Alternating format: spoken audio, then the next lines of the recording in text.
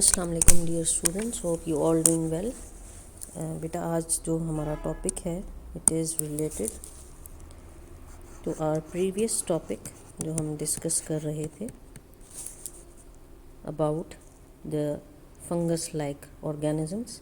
इसमें जो आज हमने डिस्कस करना है वो हमने डिस्कस करना है स्लाइम मोल्ड्स और मिक्सोमाइकोटा। स्लाइम मोल्ड्स एंड आप इनको दूसरा नाम दे सकते हैं myxomycota, and this is the chapter 7। बेटा हम स्टार्ट करते हैं हमारे पास स्लाइम मोल्ड्स के बारे में।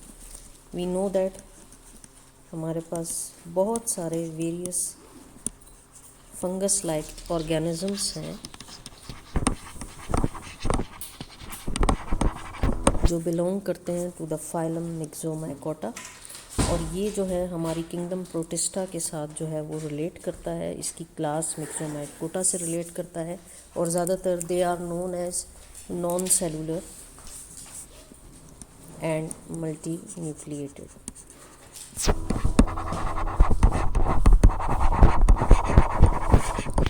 ये नॉन सेलुलर मल्टी न्यूक्लिएटेड होते हैं, और ज़्यादातर आप बेटा इसमें देख सकते हैं कि जो हमारे स्लाइम मोल्ड्स और मिक्सोमाइकोटा हैं इनकी जो फीडिंग स्टेज है इसे हम प्लाज्मोडियम कहते हैं। Feeding stage is known as Plasmodium.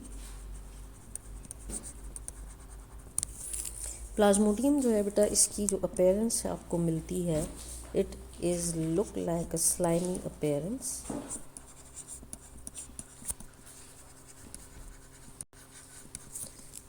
ज़्यादातर ये आपको स्ट्रीम्स फॉर्म में मिलते हैं, ओवर डैम्प रीजन्स में मिलेंगे, और डिकेइंग लॉग्स के अंदर भी नज़र आएंगे। यहाँ डेड ऑर्गेनिक मैटर पे भी आपको ये समटाइम्स मिल सकते हैं। अब जो इसका नेटवर्क है बेटा इसमें आप देख सकते हैं कि ये बहुत ही लार्ज सरफेस एरिया को जो है इन्होंने कवर किया हुआ है, और दे ऑल्सो क्रीप्स अलोंग, ये बिल्कुल रेंगते हैं। जैसे कि इनकी जो ग्रोथ है वो आप देखें बिल्कुल ये ज़मीन के साथ साथ मौजूद होती है। और इसके अलावा अगर आप इनको देखें तो ये बैक्टीरिया को इंजेस्ट करते हैं, ये यीस्ट को इंजेस्ट करते हैं, कुछ स्पोर्स को इंजेस्ट करते हैं, और डीकेइंग ऑर्गेनिक मैटर पे भी ये आपको मिलते हैं।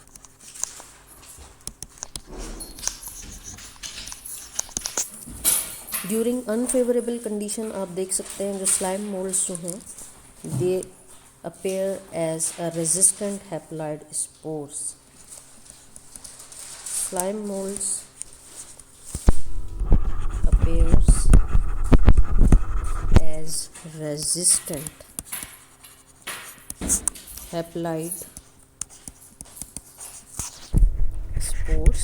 ये ड्यूरिंग अनफेवरेबल कंडीशंस में रहते हैं, और ये जो है आपको मिलेंगे by the help of meiosis. अब इनका जो स्ट्रक्चर बेटा अगर आप देखें तो ये आपको स्टॉक्ड स्ट्रक्चर में नज़र आते हैं जिन्हें हम कहते हैं स्पोरेंजिया।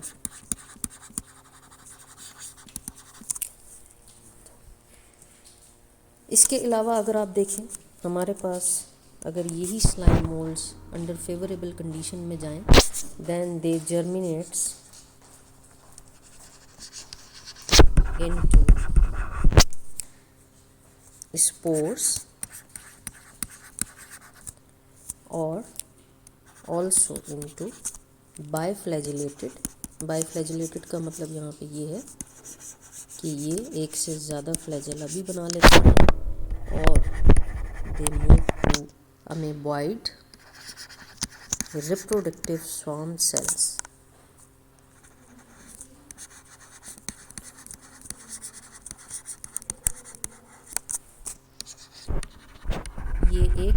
कंडीशन से दूसरी कंडीशन में आसानी से मूव कर जाते हैं, यानी कि पहले ये स्पोर्स बनेंगे, देन बाईफ्लैजिलेटेड जो है इनके स्पोर के ऊपर फ्लैजेला मिलेंगे, और उसके अलावा जो है आपको ये स्वार्म सेल्स में जाते हुए नज़र आएंगे।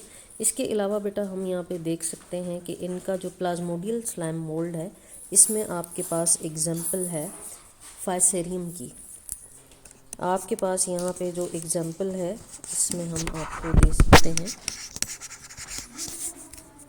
फाइसेरियम जो आपको मिलेगा।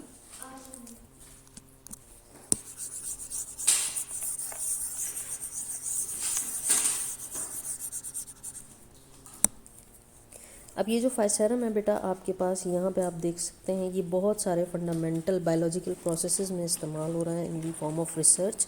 और इसके अलावा आप देख सकते हैं इसकी जो बॉडी है वो रिसर्च में इस्तेमाल की जा रही है for the growth and differentiating and the cytoplasmic streaming and the function of the cytoskeleton of that species which we called plasmodial slime mould physarum, जो कि रिसर्च बेसिस में जो है वो इस्तेमाल होता है और एज अ मॉडल ऑर्गेनिज्म इस्तेमाल होता है टू स्टडी इट्स बॉडी।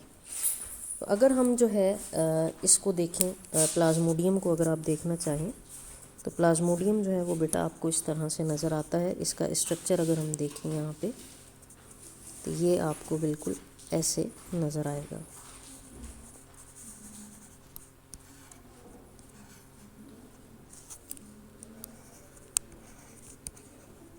ठीक है, ये बेटा आपको प्लाज्मोडियल बॉडी है जो यहाँ पे आपको नज़र आ रही है।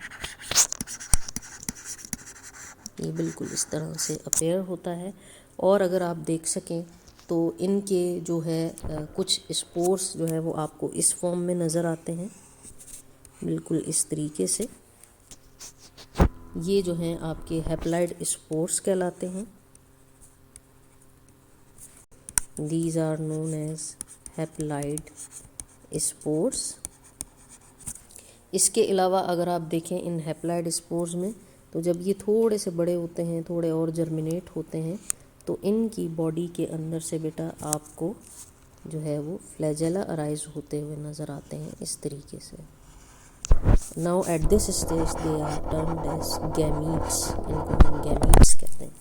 तो ये जो है वो अपनी रिप्रोडक्शन इस तरीके से करते हैं और एक कंप्लीट प्लाज्मोडियल बॉडी में जो है वो चेंज हो जाते हैं। And by following the meiotic stages they form haploid spores and they germinates into the form of gametes, and after the fertilization they convert into the zygote and then into complete body which we call plasmodium या plasmodial body। तो ये बिल्कुल आपको इस तरह से नज़र आती है, बिल्कुल एक लीफ लाइक स्ट्रक्चर, एक प्लांट लाइक स्ट्रक्चर है जो आपको यहाँ पे बना हुआ नज़र आ रहा है।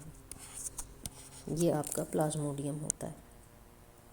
इसके अलावा बेटा हम इसमें एक और ग्रुप को डिस्कस करने लगे हैं यहाँ पे, which we called water moulds. इनको हम वाटर मोल्ड्स का नाम देते हैं।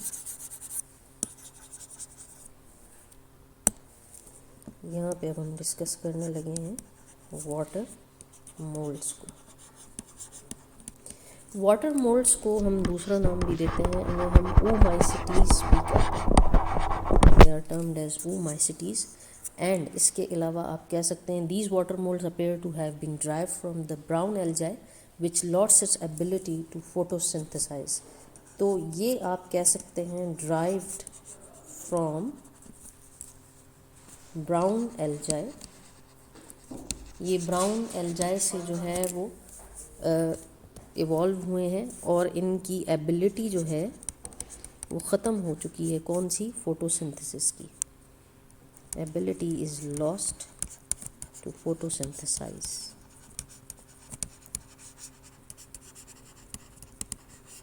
इसके अलावा अगर आप ओमाइसिटीज़ को देखें बेटा तो they show the close relationship with the fungi and with the similar structure, but they are now termed as the ancient group, जिन्हें हम ओमाइसिटीज़ या जो है वो वाटर मोल्ड्स का नाम देते हैं। इसके अलावा अगर हम देखें इनकी सेल की जो है वो कंपोजिशन देखें तो सबसे पहले हम इसमें देखते हैं इनकी सेल वॉल को। जो इनकी बेटा सेल वॉल है it contains cellulose. Cell wall contains cellulose and no chitin is present, जो कि आपको फंगस में मिलती है। और इनकी जो हाइफी है it is aseptate. Hyphae basically termed as the fungal body, जो कि आपको मिलती है a septate. A means absence और septates means membrane that are present without the cross walls, इसे हम ए सेप्टेट कहते हैं। इसके अलावा अगर आप देखें तो ओमाइसिटीज़ जो हैं इनका एक जो है वो बहुत ज़्यादा एक लार्ज ग्रुप है, एक लार्ज नंबर है, जो कि पैथोजेनिक ऑर्गेनिजम्स में आता है, जिसमें एक बहुत ही स्पेशल बहुत ही वेल नोन हमारे पास एक जो है वो बीमारी है जो पोटैटोज़ और टोमेटोज़ में होती है, इसे हम कहते हैं फाइटोप्थोरा इन्फेस्टेंस। फाइटोप्थोरा इन्फेस्टेंस ये बीमारी है जो कि बहुत ही मशहूर बीमारी है और जो ह्यूमन हिस्ट्री में सबसे ज़्यादा जो है वो डिवास्टेटिंग बीमारी जो है वो कही जाती है for the crops of potatoes and tomatoes. इसके बारे में भी हम देखते हैं। तो बेटा ये जो है लेट ब्लाइट ऑफ पोटैटो करेगी, लेट ब्लाइट ऑफ टोमेटो करेगी, ये जो है फाइटोप्थोरा इन्फेस्टेंस के बारे में कहा जाता है।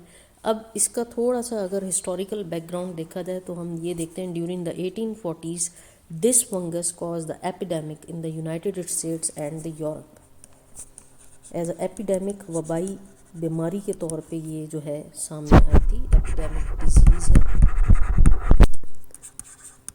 1840s में। इसमें जो है ज़्यादातर क्या हुआ था, जो पोटैटोज़ जो है वो बहुत ज़्यादा इसमें मुतासिर हुए थे। और नॉर्मली अगर आप देखें तो इस बीमारी से होता ये है कि जो पोटैटोज़ होते हैं उनके अंदर ब्लैक ब्राउन से लेजन्स बनना शुरू हो जाते हैं, जो कि पूरे के पूरे पोटैटो को जो है वो ख़राब कर देते हैं और वो एडिबल नहीं रहता है। इस कंडीशन में बेटा आप देख सकते हैं नेक्रोटिक स्पॉट्स जो है वो अराइज होते हैं from outside of the skin to the inside of the tuber of the potato. और इसी कंडीशन की वजह से एक बहुत बड़े रकबे पे जो पोटैटोज़ की जो फसल थी वो तबाह हो चुकी थी। और इसके अलावा जो है हम इसको देख सकते हैं इसी वजह से जो है वहाँ पे जो उस वक्त में मौजूद थे बहुत सारे फार्मर्स, जिन्हें हम पेजेंट्स कहते हैं, उस टाइम पे मौजूद जो लोग थे जिन्हें उस वक्त पेजेंट्स कहा जाता था, जो कि एग्रीकल्चरल लेबर्स कहलाते हैं, या बहुत ही शॉर्ट सी लिमिटेड जो है वो लैंड के जो है वो मालिक होते हैं, उन्हें पेजेंट्स कहते हैं। वो जो है उनकी जो फील्ड्स थी वो तकरीबन जो है इस बीमारी की वजह से तबाह हो चुकी थी। और जो लोग इसको पोटैटो को as a staple food use करते थे उस टाइम में, उनके इतने ज़्यादा नुकसान के बाद वो मजबूर हो गए कि उन्होंने जो है वो माइग्रेशन स्टार्ट कर दी from Ireland to the United States. तो इसी वजह से इसको आयरिश फेमाइन भी कहा जाता है। ये जो फाइटोप्थोरा इन्फेस्टेंस है ये बेसिकली एक और नाम से भी जानी जाती है, जिसे हम आयरिश फेमाइन कहते हैं। और इसकी वजह से जो है आयरलैंड में जो लोग थे वो यूरोप और यूनाइटेड स्टेट्स की तरफ जो है वो मूव करना शुरू हो गए थे।